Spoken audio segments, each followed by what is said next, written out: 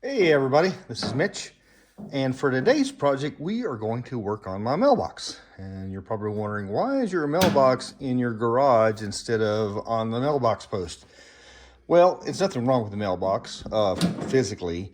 The only problem is, anytime we get mail, when it rains, it gets wet. And it gets wet because of all of these little holes. So this is just a generic mailbox from probably Home Depot. I had to replace my first mailbox because it got decimated by a hailstorm here in Texas and was beat to crap. So this is a new one, and they have all these holes that need to be put in here to attach it however you want. So you can attach it from the bottom, you can attach it from the sides, whatever makes you happy. The problem is, this lets a lot of water in. So if my mail sits out there for more than a few hours, it just gets all soaking wet. So we need to fill in these holes, and some I think I might just do with silicone. And the rest of them, I just got a new roll of TPU filament in, and I think I'm going to try and design me some plugs. So let's go.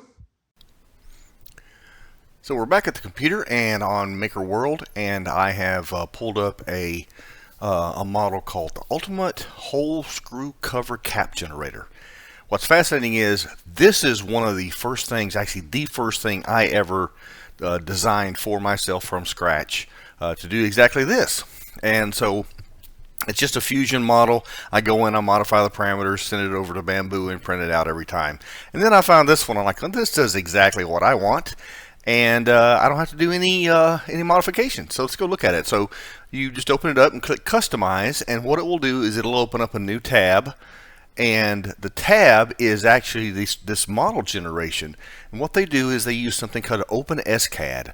OpenSCAD is actually a programming language that is basically just generates stuff.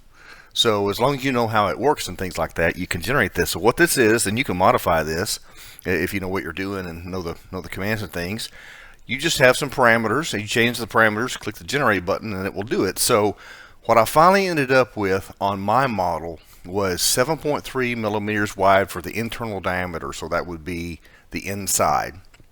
I want it 3 millimeters high because I want it to be able to grab a hold of it, and the internal thickness is 3. That's kind of thick.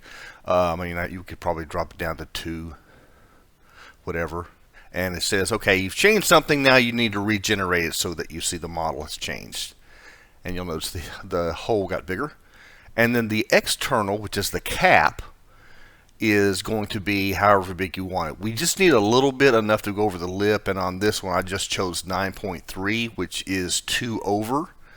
So basically what that'll do is that'll give me a millimeter all the way around. So more or less just divide that by 2, and that's kind of, or subtract that and then divide it by 2. And then the height of it, which is the actual height of the lip here, is going to be, or the top, I guess it may be, is going to be 0.5 millimeter. Because remember, I don't want it to stick up too much because I don't want the mail to get caught on it. So once I've set these parameters and click generate, I just basically I see that's what it looks like. I click download. I can download a 3MF or an STL, whichever one you want. That opens up into Bambu Studio. I'll print one off to make sure that my sizing is correct, and then I'll clone it into however many I need and then reprint it. And since it's TPU, it should fit just fine. So that's how we do this. Okay, let's see if I can do this without my big hairy arm in the way. Anyway, got my little part printed off there. Just fits in the hole like that. The holes are, I found, not exactly the same. So I gave it a little bit of space there, a little bit over, so that it would fit. These are just friction fits.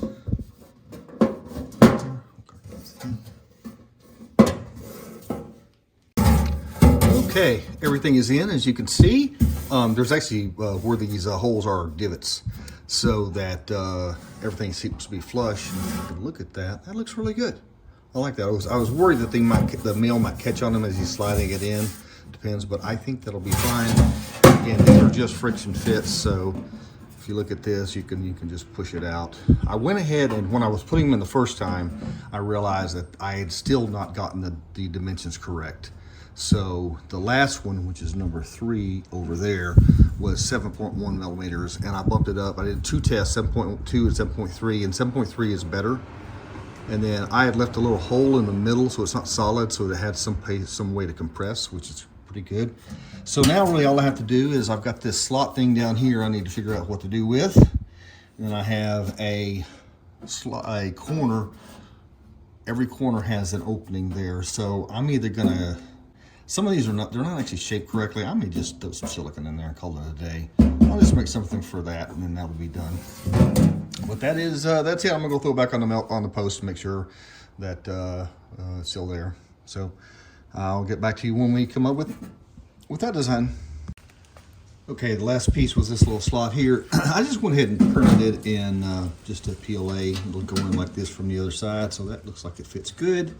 And then I'm actually going to secure this one with some super glue. I might do the others too. The other thing I did while I was working on it is these nuts I have to hold manually whenever I screw it in, so I just super glued those in place just to keep them there, and that way I don't have to wrestle too many things. So let me get this put in and be right back. Okay, we're back. Put some super glue on this.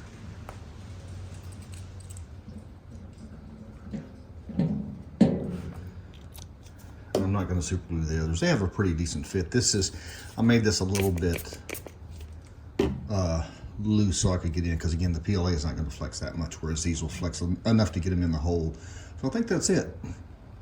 So like I said, I've got to get some silicone and put in the corners, and I'll do that, and I'll put it on the mailbox and back on the post, and we'll be done.